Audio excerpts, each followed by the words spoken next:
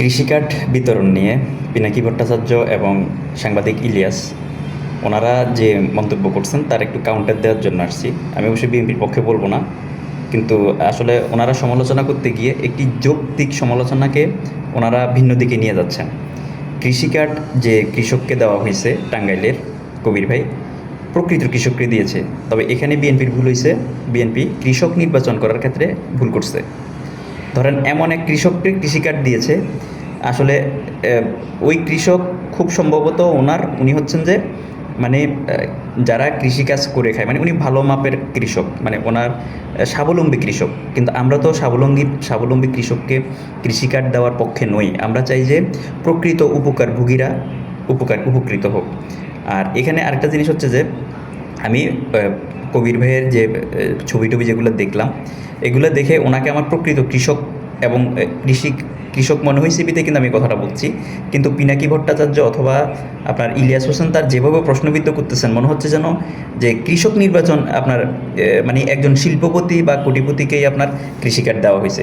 BNP কিন্তু এখানে ভুল করে নাই কোনটা, যে আপনার কৃষিকার্ড প্রকৃত কৃষককে দিয়েছে। তবে এই ধরনের সরকারের যে অনুদানগুলো এগুলো দেওয়ার ক্ষেত্রে আরও স্বচ্ছতা জবাবদিহিতা করতে হবে। যেমন আমি বিগত দিনে দেখেছি, বিগত সরকারের আমলে একজন মেম্বারের নিজের কার্ড আছে, চাউলের কার্ড, নিজের পরিবারের নিজের ওয়াইফের আছে, নিজের মেয়ের আছে, নিজের ছেলের আছে।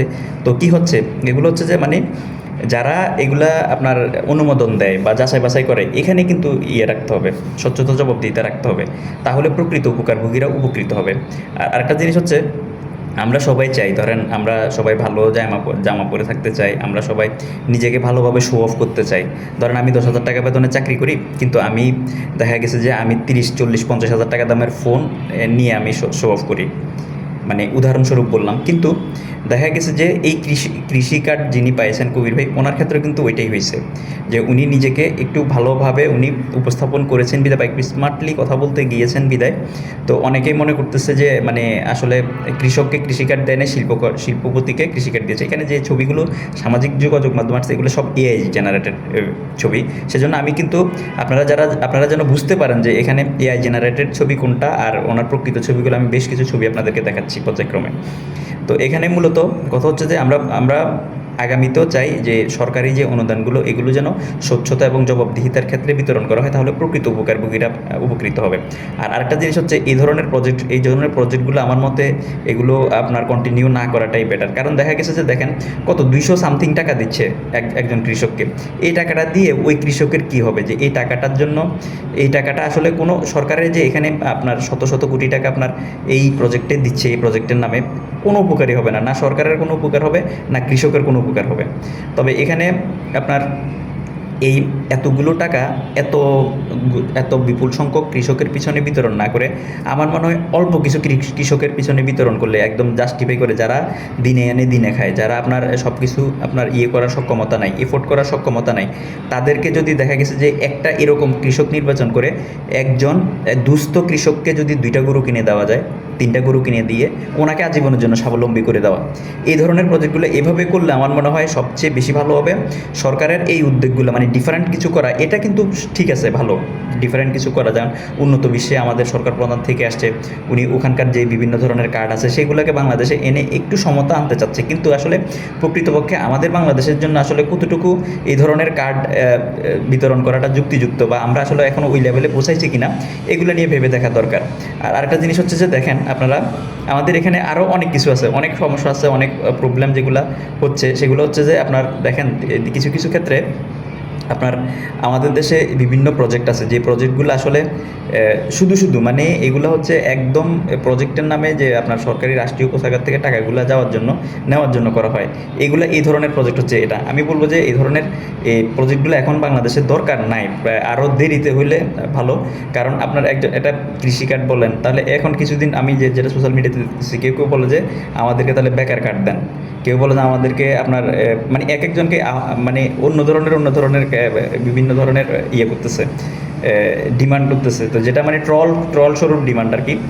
তো আমার পক্ষ থেকে আমি যেটা বুঝাতে চাচ্ছি বা বলতে চাচ্ছি, যে আমাদের দেশে মোটামুটি এই যে কৃষি কার্ডের নিয়ে যে একটা প্রোপাগান্ডা হয়েছে, যে আপনার পিনাকি ভট্টাচার্য এবং আপনার ওনাদের ক্যালকুলেশনটা ভুল। এই সাংবাদিক ইলিয়াসের ওনাদের ক্যালকুলেশনটা ভুল। ওনাদের ফোর্সটাকে এটা আমার মনে হয় কারেকশন করা দরকার। কারণ ওনারা এটাকে ভিন্ন দিকে ধাবিত করতে গিয়ে ওনারা আসলে যৌক্তিক যে পয়েন্ট, আমি যে পয়েন্টগুলো বলছি এই পয়েন্টগুলোকে ওনারা ধামাচাপা দিয়ে ফেলছেন। অর্থাৎ আগামীতে যেন এই ধরনের কৃষক নির্বাচনের ক্ষেত্রে যেন ভুল কৃষক না হয়। আপনার পয়সাওয়ালা কৃষকের দরকার নাই, দরিদ্র কৃষককে আপনার কৃষিকার্ড দিতে হবে বা ভাতার আওতায় আনতে হবে। যেমন বিগত দিনে আমরা দেখেছি যে অ্যাওয়ার্ড পাইতো আপনার যারা পলিটিশিয়ান, তারা কিন্তু কৃষি অ্যাওয়ার্ড পাইতো। আর যারা প্রকৃত কৃষক তারা কিন্তু আপনার কৃষি অ্যাওয়ার্ড পাইতো না বা তারা ধারে কাছেও যেতে পারতো না। আর হচ্ছে যারা সরকার দলীয় রাজনৈতিক দলের সাথে সম্পৃক্ত ছিল তারাই কিন্তু সব ধরনের ফ্যাসিলিটিগুলো পাইতো। যারা সরকার দলীয় রাজনৈতিক দলের সাথে জড়িত ছিল না তারা কোনো ধরনের ফ্যাসিলিটি পাইতো না। তো এই ধরনের এই যে সংস্কৃতি থেকে চলে আসা দরকার, এই ধরনের সংস্কৃতি, কিছুটা সংস্কৃতি আমরা পরিলক্ষিত করতে পারতেছি ও পরিলক্ষিত হচ্ছে ভাই।